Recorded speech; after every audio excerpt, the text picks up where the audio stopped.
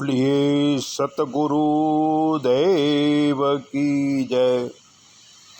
सूत जी महाराज कथा करते हुए कहते हैं कि हे ऋषि मुनियों सुनो शिव और सती की कहानी।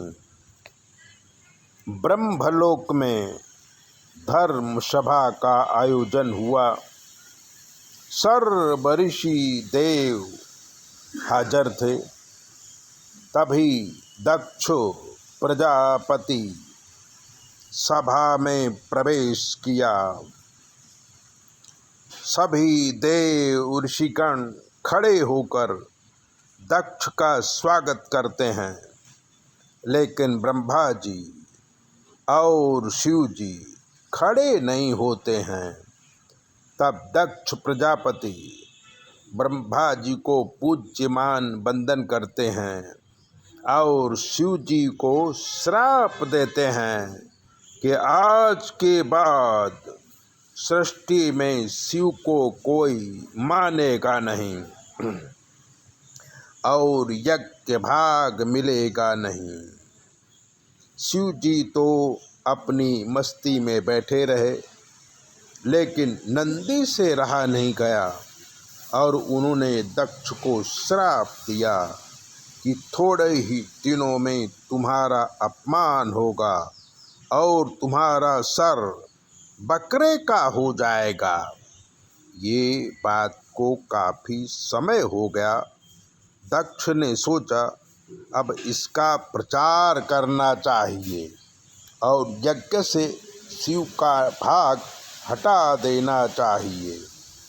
इसलिए दक्ष ने यज्ञ का आयोजन किया और उसमें शिव का स्थान नहीं रखा।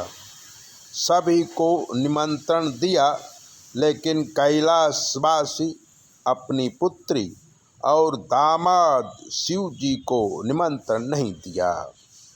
आकाश मार्ग से जब देवी और देवता यज्ञ में जा रहे थे, तब सती ने पूछा कि हे भोलेनाथ, ये विमान कहाँ जा रहे हैं? शिव जी ने कहा कि आपके पिताजी दक्ष प्रजापति ने महायज्ञ का आयोजन किया है, उसी में भाग लेने के लिए देवी देवता जा रहे हैं। पूर्व द्वेष के कारण हमें निमंत्रण नहीं दिया है। सती का चेहरा उतर गया। अपने पिता का स्वभाव वो जानती थी, इसलिए सोचा कि पति और पिता का झगड़ा आगे न बढ़े, इसलिए मुझे बिना निमंत्रण के जाके पिताजी को समझाना चाहिए। ये सोच वो शिव जी से यज्ञ में जाने की आज्ञा मांगने लगी। लेकिन शंकर भगवान को मालूम था, तो उन्होंने अपने दूत नंदी आदि कई सेवकों को उनके साथ भेज दिया और खुद समाधि में बैठ गए। सती यज्ञ में पहुंची। किसी ने स्वागत नहीं किया, लेकिन माँ ने बेटी को गले से लगाकर कुशलता के समाचार पूछे।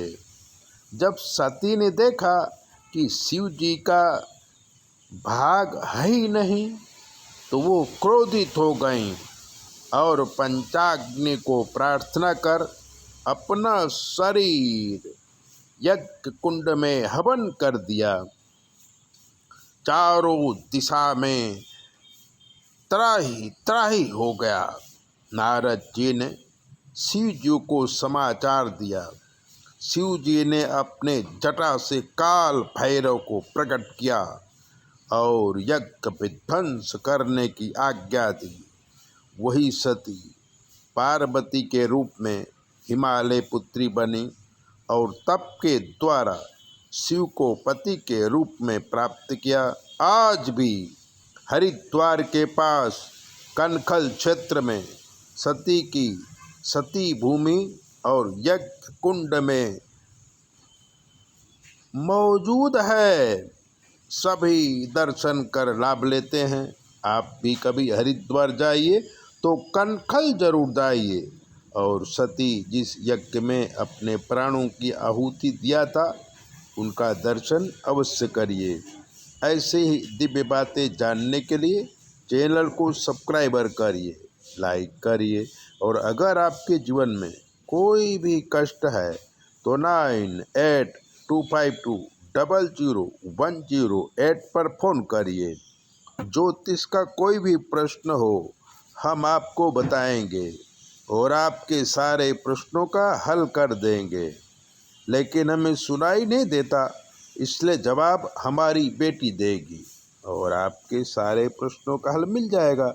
चैनल सब्सक्राइबर करिए, लाइक करिए और भागवत का ज्ञान पूरा सुनिए।